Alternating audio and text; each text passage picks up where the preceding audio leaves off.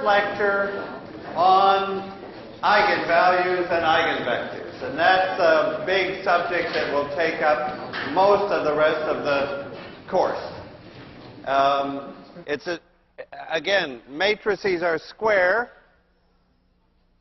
and we're looking now for some special numbers, the eigenvalues, and some special vectors, the eigenvectors. And so this lecture is mostly about what are these numbers, and then the other lectures are how do we use them? Why do we want them? Okay, so what's an eigenvector? Maybe I'll start with eigenvector. What's an eigenvector? So I have a matrix A. Okay. What does a matrix do? It acts on vectors. It multiplies vectors x. So the way that matrix A acts is in goes a vector x and out comes a vector ax. It's like a function. With a function in calculus, in goes a number x, out comes f of x. Here in linear algebra, we're up in more dimensions. In goes a vector x, out comes a vector ax. And the vectors I'm specially interested in are the ones that come out in the same direction that they went in. That won't be typical. Most vectors, ax points in some different direction. But there are certain vectors where ax comes out parallel to x. And those are the eigenvectors. So ax parallel to x.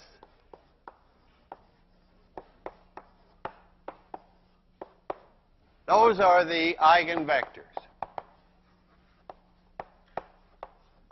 And what do I mean by parallel? Oh, much easier to just state it in an equation. Ax is some multiple, and everybody calls that multiple lambda, of x. That's our big equation.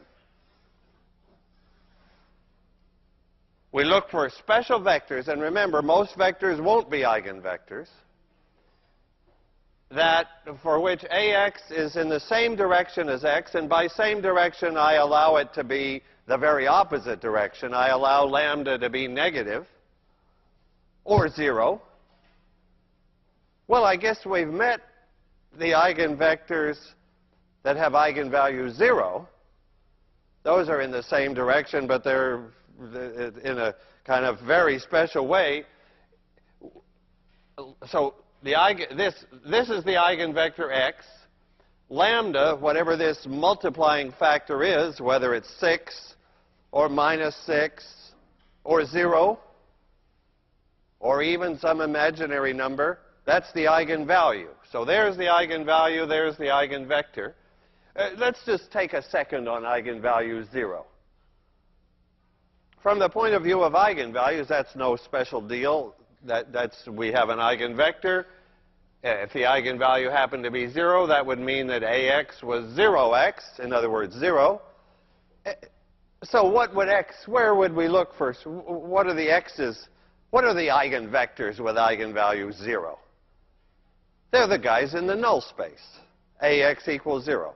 So if our matrix is singular, so let me write this down. If A is singular, then what does singular mean? It means that it takes some vector x into 0,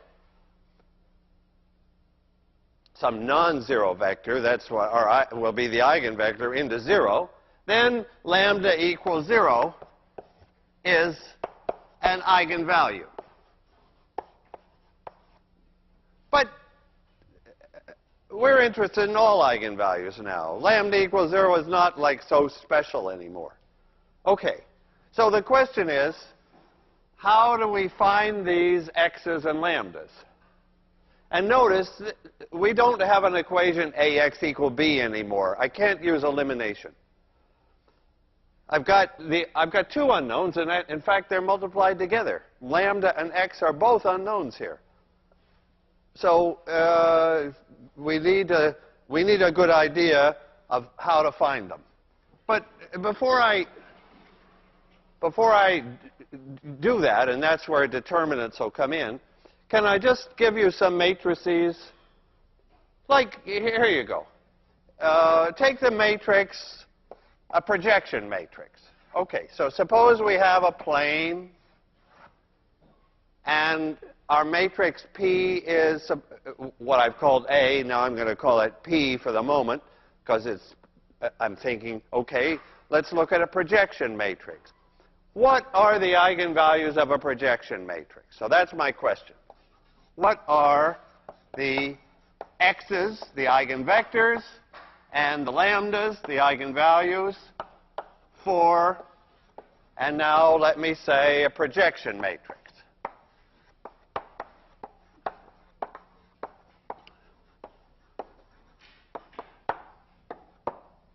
My point is that before we get into determinants and formulas and all that stuff, let's take some matrices where we know what they do.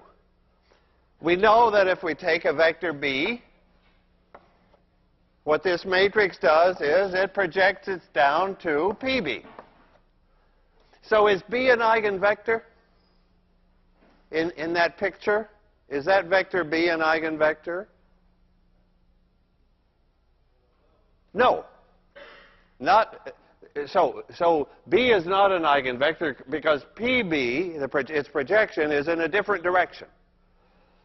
So now tell me, what vectors are eigenvectors of P? What vectors do get projected in the same direction that they start?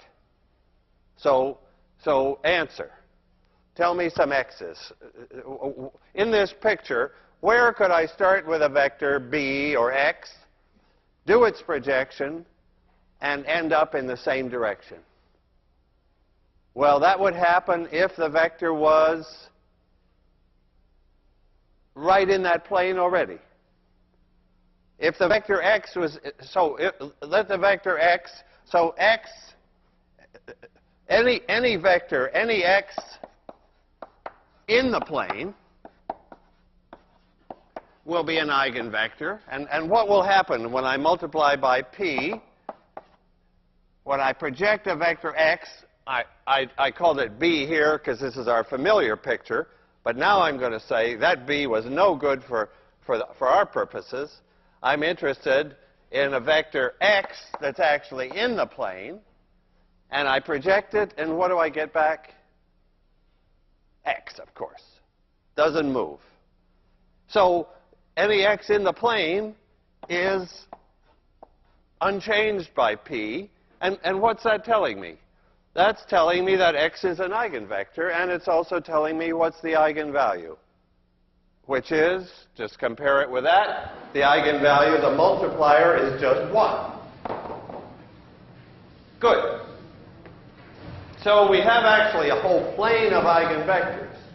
Now I ask, are there any other eigenvectors?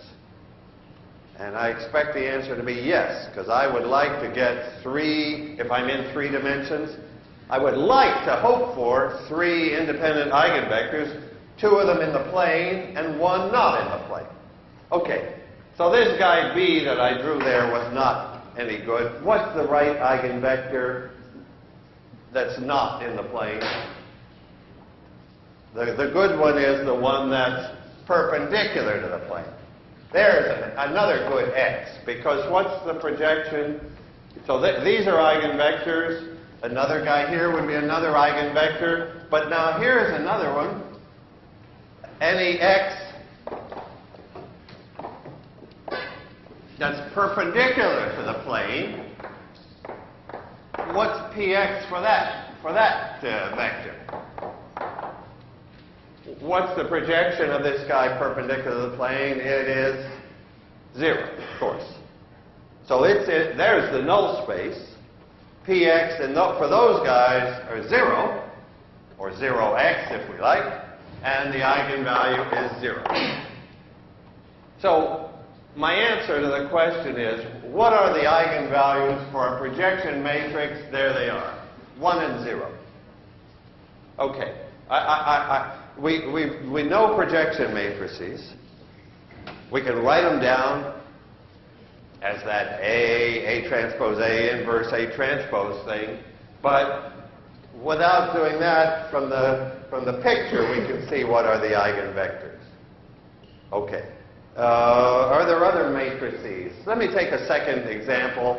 How about a permutation matrix? What about the matrix? I'll call it A now.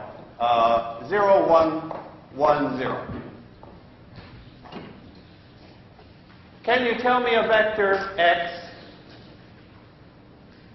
See, we'll have a system soon enough. So I would like to just do these couple of examples just to see the picture before we let it all go into a system where that matrix isn't anything special, because it is special. And so what vector could I multiply by and end up in the same direction? Can you spot an eigenvector for this guy? That's a matrix that permutes x1 and x2, right? It switches the two components of x. How could the vector with its x2, x1, with permuted, turn out to be a multiple of x1, x2, the vector we start with? Can you tell me an eigenvector here for this guy? X equal. What is it? Actually, can you tell me one vector that has eigenvalue 1? So what vector would have eigenvalue 1? So that if I permute it, it doesn't change. That could be 1, 1. Thanks. 1, 1. Okay, take that vector 1, 1. That will be an eigenvector because if I do AX, I get 1, 1. So the eigenvalue is 1. Great. That's one eigenvalue. But I have here a 2 by 2 matrix, and I figure there's going to be a second eigenvalue and eigenvector. Now, what about that? What's a vector? Okay, maybe we can just guess it. A vector that actually this one that I'm thinking of is going to be a vector that has eigenvalue -1. That's going to be my other eigenvalue for this matrix. Notice a nice positive or not negative matrix, but an eigenvalue is going to come out negative. And can you spot the x that will work for that? So I want a vector when I multiply by A, which reverses the two components. I want the thing to come out minus the original. So what shall I send in that case? If I send in -1, 1, then when I apply A, I do that multiplication and I get 1, -1. So in reverse sign. So AX is -x.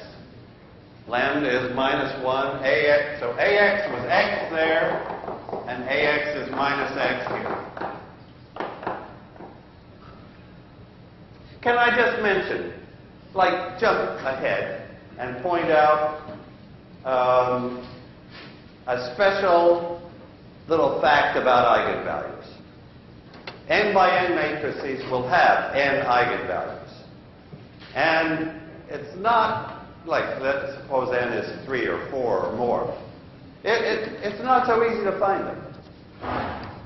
We'd have a 3rd degree or a 4th degree or an nth degree equation. But here's one nice fact. There's one pleasant fact. That the sum of the eigenvalues equals the sum down the diagonal. That's called the trace, and I put that in the lecture content specifically. So this is a neat fact, that the sum of the lambdas, add up the lambdas, equals the sum, what would you like me to, how shall I write that down? What I want to say in words is the sum down the diagonal of A. Shall I write A11 plus A22 plus ANN? That's add up the diagonal entries. In this example, it's 0.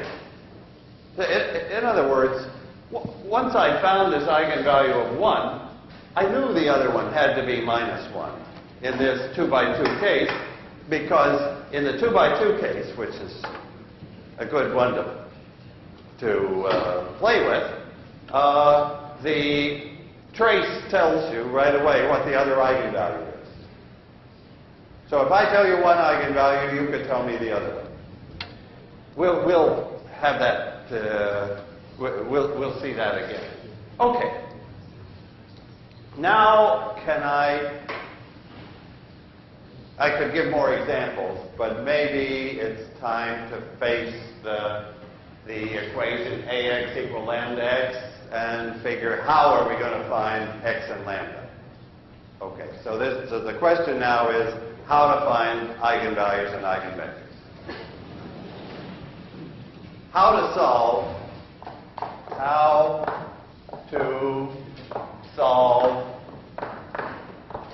ax equal lambda x when we've got two unknowns both in the equation.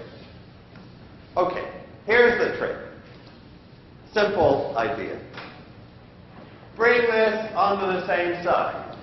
Rewrite. Bring this over as a minus lambda times the identity x equals 0, right? I have ax minus lambda x. So I brought that over and I've got 0 left on the right-hand side. Okay. I don't know lambda and I don't know x, but I do know something here. What I know is if I'm going to be able to solve this thing for some x that's not the 0 vector, that's a useless eigenvector, it doesn't count. What I know now is that this matrix must be what? If I'm going to be able, if there is an x, I don't care if right now I don't know what it is. I'm going to find lambda first, actually.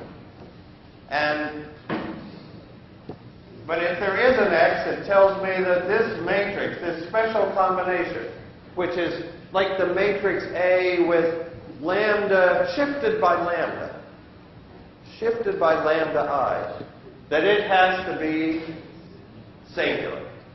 This matrix must be singular, otherwise the only x would be the 0x and 0 interest. Okay, so this is singular. And what do I now know about singular matrices? Their determinant is 0. So from the fact that that has to be singular, I know that the determinant of A minus lambda I has to be 0. And that, now I've got x out of it. I've got an equation for lambda. That's the key equation. It's called the characteristic equation, or the eigenvalue equation. And that, in other words, I'm now in a position to find lambda first. So this is, the idea will be to find lambda first. And actually, I won't find one lambda, I'll find n different lambdas. Well, n lambdas, maybe not n different ones. A lambda could be repeated. A repeated lambda is the source of all trouble in 1806. So let's hope for the moment that they're not repeated. They were different, right? 1 and minus 1 for that permutation. Okay. So, and after I found this lambda, can I just look ahead? How am I going to find x? After I have found this lambda, the lambda being this one of the numbers that makes this matrix singular, then of course finding x is just by elimination, right? It's just, now I've got a singular matrix, I'm looking for the null space. We're experts at finding the null space. You know, you do elimination, you identify the pivot columns and so on, and give values to the free variables. Probably there will only be one free variable. We'll give it the value 1, like there, and we find the other variable. Okay, so finding x second will be a doable job. Let's look at the first job of finding lambda. Okay, can I take another example? And let's work that one out. Okay, so let me take the example, say, let me make it easy. 3, 3, 1, and 1.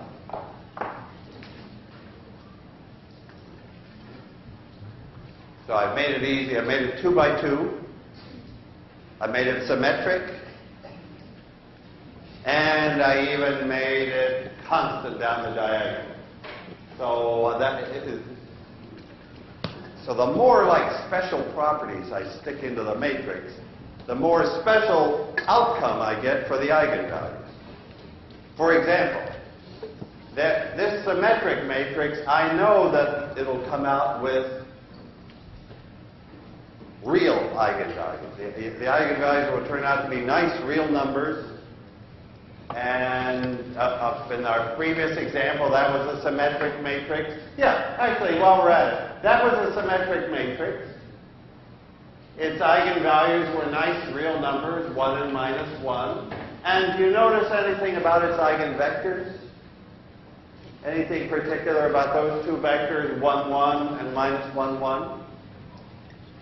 They just happen to be? No, I can't say they just happen to be, because the whole point is that they had to be. What? What are they? They're perpendicular. The vector, if I see a vector 1, 1 and a 1 and a minus 1, 1, my mind immediately takes that dot product to 0. Those vectors are perpendicular. That'll happen here too. Well, let's find the eigenvalues. Actually, my example is too easy. My example is too easy. Let me tell you in advance what's going to happen. May I? Or shall I do the determinant of A minus lambda and then point out at the end? Will you remind me after I found the eigenvalues to say why they were easy from the example we did? Okay, let's do the job here. Let's compute determinant of A minus lambda I. So that's a determinant. And what is this thing? It's the matrix A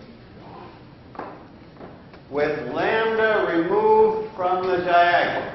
So the diagonal matrix is shifted, and then I'm taking the determinant. Okay, so I multiply this out. So what is that determinant? You notice I didn't take lambda away from all the entries. It's lambda I, so it's lambda along the diagonal. So I get 3 minus lambda squared and then minus 1, right? And I want that to be 0. Well, I'm going to simplify it. And what will I get? So if I multiply this out, I get lambda squared minus 6 lambda plus what? Plus 8.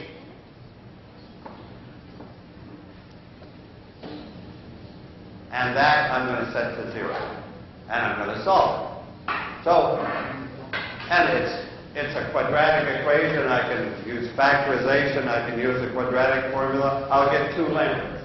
Before I do it, tell me, what's that number 6 that's showing up in this equation? It's a trace. That number 6 is 3 plus 3. And while we're at it, what's the number 8 that's showing up in this equation?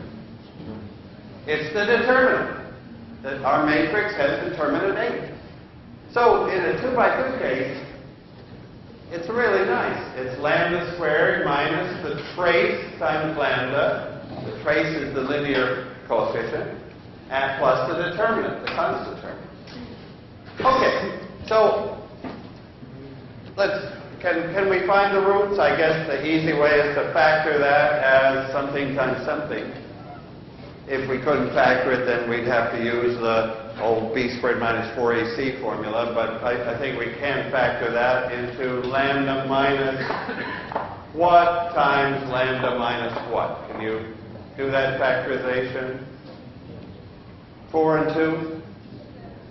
Lambda minus 4 times lambda minus 2. So the eigenvalues are 4 and 2.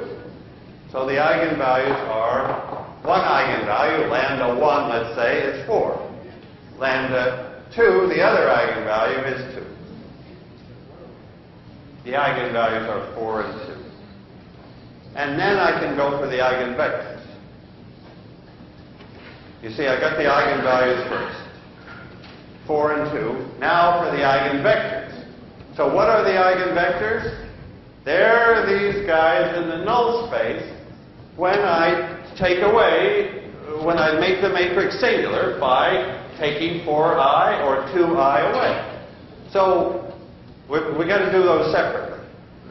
Let me find the eigenvector for 4 first. So I'll subtract 4. So a minus 4i is, so taking 4 away, we'll put minus 1s there. And what's the point about that matrix? If 4 is an eigenvalue, then a minus 4i had better be a what kind of matrix? Singular. If that matrix isn't singular, the 4 wasn't correct. But we're okay, that matrix is singular, and what's the x now? The x is in the null space. So what's the x1 that goes with the lambda 1? So that so this is, now I'm doing ax1 is lambda 1 x1. So I took a minus lambda 1i, that's this matrix, and now I'm looking for the x1 in its null space, and who is he? What's the vector x in the null space? Of course, it's 1, 1. So that's the eigenvector that goes with that eigenvalue. Now how about the eigenvector that goes with the other eigenvalue? Can I do that with erasing? I take a minus 2i. So now I take 2 away from the diagonal, and that leaves me with a 1 and a 1. So a minus 2i has again produced a singular matrix, as it had to. I'm looking for the null space of that guy. What vector is in its null space? Well, of course, a whole line of vectors.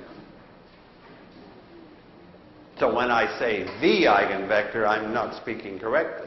There's a whole line of eigenvectors, and I just want a basis. And for a line, I just want one vector. But there's some freedom in choosing that one, but choose a reasonable one. What's a vector in the null space of that? Well, the natural vector to pick as the eigenvector with lambda 2 is minus 1, 1. If I did elimination on that vector and set the free variable to be 1, I would get minus 1 and get that eigenvector. So do you see then that I've got eigenvector, eigenvalue, eigenvector, eigenvalue for this matrix, and now comes that thing that I wanted to be reminded of. What's the relation between that problem, and let me write just above what we found here, a equals 0, 1, 1, 0. That had eigenvalues 1 and minus 1, and eigenvectors 1, 1, and eigenvector minus 1, 1. And what do you notice? How is this matrix related to that matrix? How are those two matrices related? Well, one is just 3i more than the other one, right? I just took that matrix and I took this matrix and I added 3i. So my question is, what happened to the eigenvalues and what happened to the eigenvectors? That's like the question we keep asking now in this chapter. If I do something to the matrix, what happens or I know something about the matrix, what's the conclusion for its eigenvectors and eigenvalues? Because those eigenvalues and eigenvectors are going to tell us important information about the matrix. And here, what are we seeing? What's happening to these eigenvalues, 1 and minus 1, when I add 3i? It just added 3 to the eigenvalues. I got 4 and 2. 3 more than 1 and minus 1. What happened to the eigenvectors? Nothing at all. 1, 1 and minus 1, 1 are still the eigenvectors. In other words, simple but useful observation. If I add 3i to a matrix, its eigenvectors don't change, and its eigenvalues are 3 bigger. Let's just see why. Let me keep all this on the same board. Suppose I have a matrix A, and AX equals lambda X. Now I add 3i to that matrix.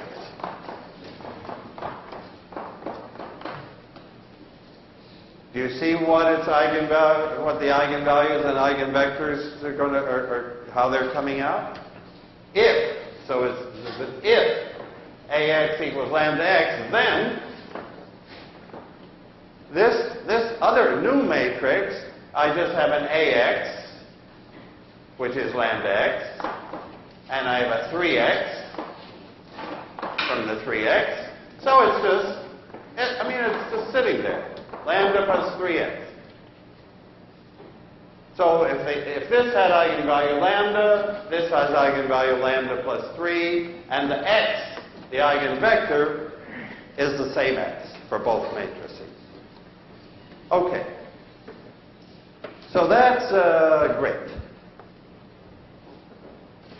Of course, it's special. We got the new matrix by adding 3i. Suppose I had added another matrix. Suppose I know the eigenvalues and eigenvectors of A. So this little board here is going to be not so great.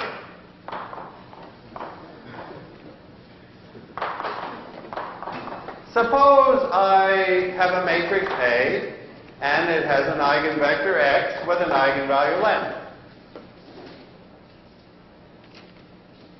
And now I add on some other matrix. So what I'm asking you is, if you know the eigenvalues of A, and you know the eigenvalues of B, let me say, suppose B, and so this is if, let me put an if here. If AX equals lambda X, fine, and B has eigenvalues, what shall we call them? Alpha 1 and alpha, let's say alpha. I'll use alpha for the eigenvalues of B for no good reason. You see what I'm going to ask is, how about A plus B? Let me give you what you might think first. Okay, if AX equals lambda X, and if B has an eigenvalue alpha, then am I allowed to say, what's the matter with this argument? It's wrong. What I'm going to write up is wrong. I'm going to say Bx is alpha X, add those up, and you get A plus Bx equals lambda plus alpha X. So you would think that if you knew the eigenvalues of A and you knew the eigenvalues of B, then if you added, you would know the eigenvalues of A plus B. But that's false. A plus B, well, when B was 3i, that worked great. But this is not so great. And what's the matter with that argument there? We have no reason to believe that X is also an eigenvector of B. B has some eigenvalues, but it's got some different eigenvectors. Normally. It's a different matrix. I don't know anything special. If I don't know anything special, then as far as I know, it's got some different eigenvector Y, and when I add, I get just rubbish. I mean, I can add, but I don't learn anything. So not so great is A plus B. Or A times B. Normally, the eigenvalues of A plus B or A times B are not eigenvalues of A plus eigenvalues of B. Eigenvalues are not like linear, and they don't multiply. Because eigenvectors are usually different, and there's just no way to find out what A plus B does to a vector. Okay, so that's like a caution. Don't, if B is a multiple of the identity, great. But if B is some general matrix, then for A plus B, you've got to solve the eigenvalue problem. Okay. Now I want to do another example that brings out another point about eigenvalues. Let me make this example a rotation matrix. Okay, so here's another example.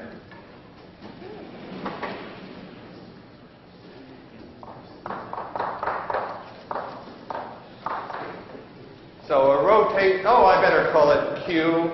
I often use Q for rotations, because those are the very special, very important examples of orthogonal matrices.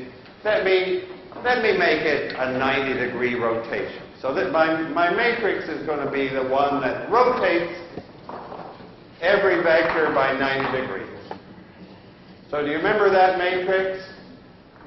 It's the cosine of 90 degrees, which is 0. The sine of 90 degrees, which is 1, minus the sine of 90, the cosine of 90. So that matrix deserves the letter Q. It's an orthogonal matrix, very, very orthogonal matrix.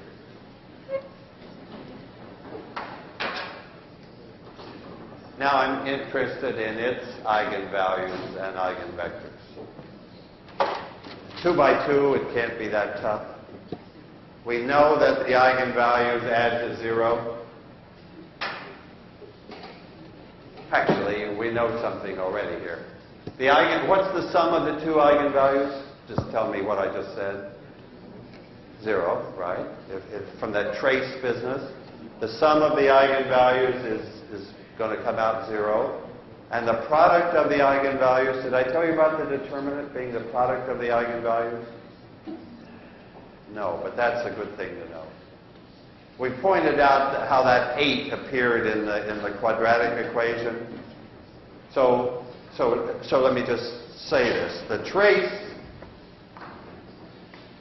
is 0 plus 0, obviously. And that's the sum, that's lambda 1 plus lambda 2. Now, the other neat fact is that the determinant, what's the determinant of that matrix? 1. And that is lambda 1 times lambda 2. In our example, the one we worked out, the eigenvalues came out 4 and 2. Their product was 8. It had to be 8 because we factored into lambda minus 4 times lambda minus 2. That gave us the constant term 8. And that was the determinant. Okay. What I'm leading up to with this example is that something's going to go wrong. Something goes wrong for a rotation because what vector can come out parallel to itself after a rotation? If this matrix rotates every vector by 90 degrees, what could be an eigenvector? You see, we're going to have trouble. Eigenvectors are, well, our picture of eigenvectors, of coming out in the same direction that they went in, there won't be it. And with eigenvalues, we're going to have trouble from these equations. Let's see. Why am I expecting trouble? The first equation says that the eigenvalues add to 0. So there's a plus and a minus. But then the second equation says that the product is plus 1. We're in trouble. But there's a way out. So let's do the usual stuff. Look at determinant of q minus lambda I. So I'll just follow the rules, take the determinant, subtract lambda from the diagonal where I had zeros. The rest is the same. The rest of q is just copied. Compute that determinant. Okay, so what does that determinant equal? Lambda squared minus 1 plus 1. What's up? There's my equation. My equation for the eigenvalues is lambda squared plus 1 equals 0. What are the eigenvalues lambda 1 and lambda 2? They're I, whatever that is, and minus it. Right. Those are the right numbers. They add to 0, as the trace requires, and they multiply to 1, as the determinant requires. But they don't happen to be real numbers, even though the matrix was perfectly real. So this can happen. Complex numbers are going to have to enter 1806 at this moment. Boom. Right. All right. If I just choose good matrices that have real eigenvalues, we can postpone that evil day. But just so you see, so I'll try to do that. But it's out there. That a matrix, a perfectly real matrix, could give a perfectly innocent-looking quadratic thing, but the roots of that quadratic can be complex numbers. And of course, everybody knows that they're. What do you know about the complex numbers? So now, let's just spend one more minute on this bad possibility of complex numbers. We do know a little information about the two complex numbers. They're complex conjugates of each other. If lambda is an eigenvalue, then when I go, you remember what complex conjugates are? You switch the sign of the imaginary part. Well, this was only imaginary. It had no real part. So we just switched its sign. So that eigenvalues come in pairs like that, but they're complex. A complex conjugate pair. And that can happen with a perfectly real matrix. And as a matter of fact, so that was like my point earlier, that if the matrix was symmetric, it wouldn't happen. So if we stick to matrices that are symmetric or like close to symmetric, then the eigenvalues will stay real. But if we move far away from symmetric, and that's as far as you can move, because that matrix is, how is Q transpose related to Q for that matrix? That matrix is anti-symmetric. Q transpose is minus Q. That's the very opposite of symmetry. When I flip across the diagonal, I reverse all the signs. Those are the guys that have pure imaginary eigenvalues. So they're the extreme case, and in between are matrices that are not symmetric or anti-symmetric, but they have partly a symmetric part and an anti-symmetric part. Okay. So I'm doing a bunch of examples here to show the possibilities. The good possibilities being perpendicular eigenvectors, real eigenvalues. The bad possibilities being complex eigenvalues. We could say that's bad. There's another even worse. I'm getting through the bad things here today. Then the next lecture can be like pure happiness. Okay. Here's one more bad thing that could happen.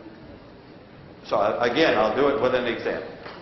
Suppose my matrix is, suppose I take this 3, 3, 1, and I change that guy to 0.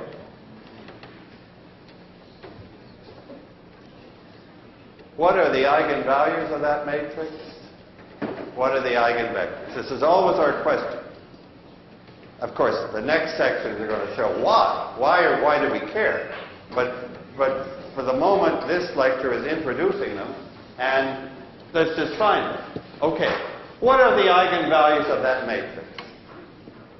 Let me tell you, at a glance, we could answer that question. Because the matrix is triangular.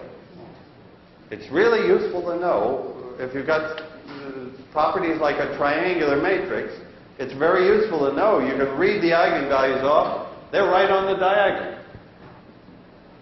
So the eigenvalue is 3 and also 3. 3 is a repeated eigenvalue. But let's see that happen. Let me do it right. The determinant of A minus lambda I, what I always have to do is this determinant. I take away lambda from the diagonal. I leave the rest. I compute the determinant, so I get a 3 minus lambda times a 3 minus lambda, and nothing. So that's where the triangular part came in. Triangular part, the one thing we know about triangular matrices is the determinant is just the product down the diagonal. And in this case, it's this thing repeated. So lambda 1 is 1. Sorry, lambda 1 is 3, and lambda 2 is 3.